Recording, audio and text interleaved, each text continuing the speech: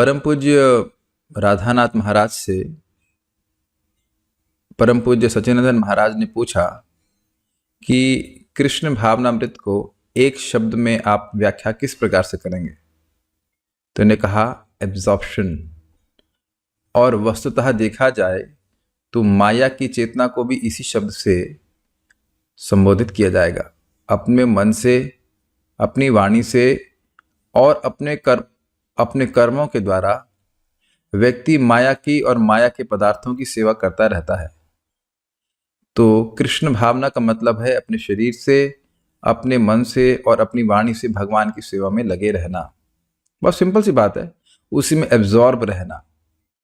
और इसको प्रभुपाद ने बहुत सुंदरता से कहा कि जब मन पूर्णतः कृष्ण भावना में अभिनिविष्ट रहता है तो उसे समाधि कहते हैं।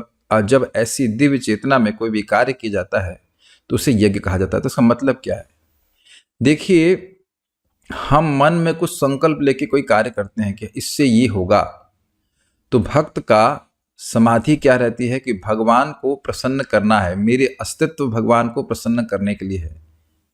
तो जो कोई भी कार्य करेगा उसके पहले उद्देश्य ये लेके चलता है क्लियर कि वह भगवान को प्रसन्न करने के लिए नाम उच्चारण कर रहा है।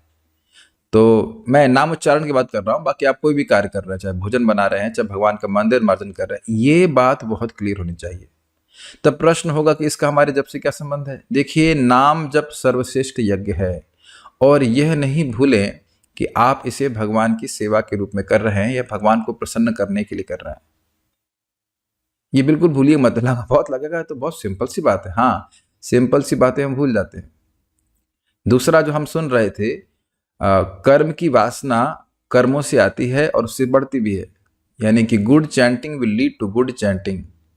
आज से ही, आज तक कैसा भी माला किया, लेकिन आज से हम शुरू करते हैं कि हम बढ़िया से बैठेंगे और स्पष्ट उच्चारण करके सुनने का प्रयास करेंगे तो आप देखेंगे कि वैसा ही कार्य करने की इच्छा आएगी।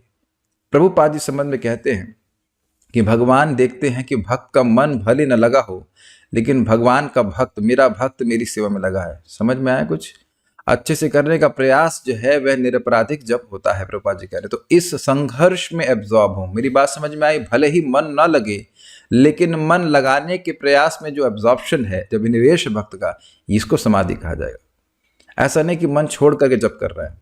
मेरी बात समझ में आ रही होगी। मन तो सभी का भागता है, बोलने वाले का भी भागता है, इधर उधर सब भागता है, लेकिन फिर मन को उस ध्वनि पे केंद्रित करें तब इसको आप एब्जॉर्प्शन कहेंगे जप में। एक और बात समझ लीजिएगा कि जितना ज़्यादा हम भगवान के नाम में एब्जॉर्ब होंगे उतना ज़्यादा लाभ प्राप्त होगा। ऐसे नाम करते हैं तो कैसे भी करते हैं, लाभ होगा, लेकिन जितना ध्यान से सुनेंगे उतना और अधिक लाभ होगा।